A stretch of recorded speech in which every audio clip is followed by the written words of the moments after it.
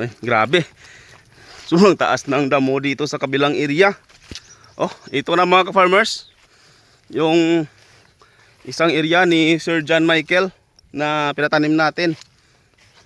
Oh, binalot na talaga ng damo. Kailangan na talaga itong papadamuhan para round weeding. Maganda sana ang tubo ng mga saging dito. Pero yung damo talaga ang pinaka Mga farmers, nandito tayo ngayon sa Barangay Ipil, Kalinog, Iloilo, sa farm ni Sir John Michael Mitzi. At bibisitahin natin dito ang mga lakatan na pinatanim natin dito. So ito na, medyo mayabong na ang mga damo dito. Kailangan natin ipa-round weeding. Yan o. Yan, ito na yung mga macro propagated na pinatanim natin dito mga farmers. Malago na sila.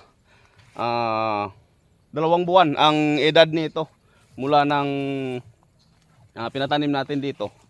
Ito yung unang area nila at doon sa kabila yung isa. So dito, ang taas na ng damo dito mga ka-farmers dahil si Sir John ay ayaw na magpa-spray ng ayaw niya magpa-spray ng herbicide. So ang gagawin namin dito ay ipa-round weeding lang dito and then ipa-grass cutter itong mga damo dito. So after na ma-round weeding itong area ni Sir John ay magpapa-abono tayo.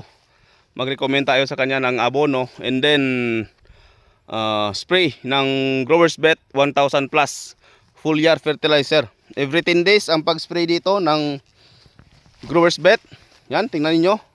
Maganda ang mga dahon ng mga lakatan na pinatanim natin dito.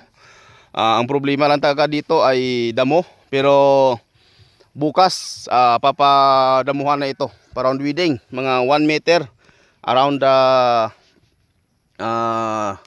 puno ng lakatan para makapag-abono tayo, makapagbigay tayo ng abono. Best timing dahil umulan dito. So yan. Oh, ang ganda. Ang ganda ng tubo ng saging dito. Although na nabalot ito ng damo. Grabe, ang taas ng damo dito. Strict kasi si Sir John, isa siyang Italian national. Ayaw niyang gumamit ng mga herbicide dahil delikado daw sa lupa. So tama naman siya. Pero kailangan lang talaga na i-maintain ang sanitation dito. Yan. Binisita natin siya dito para makapag-recommend tayo ng kung ano ang dapat gawin ng kanyang mga tauhan dito. Ang dapat lang dito ay maintain ang pagpapadamo and then spray ng Growers Bet 1000 plus foliar fertilizer and abono. Yan lang. So yan, lilipat ako doon sa kabilang area, doon sa kabila, sa medyo malayo. Puntahan ko doon. Ay, grabe. Sobrang taas ng damo dito sa kabilang area. Oh, ito na mga ka-farmers.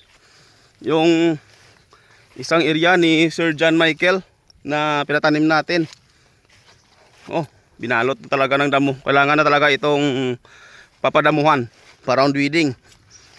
Maganda sana ang tubo ng mga saging dito. Pero yung damo talaga ang pinaka Yan.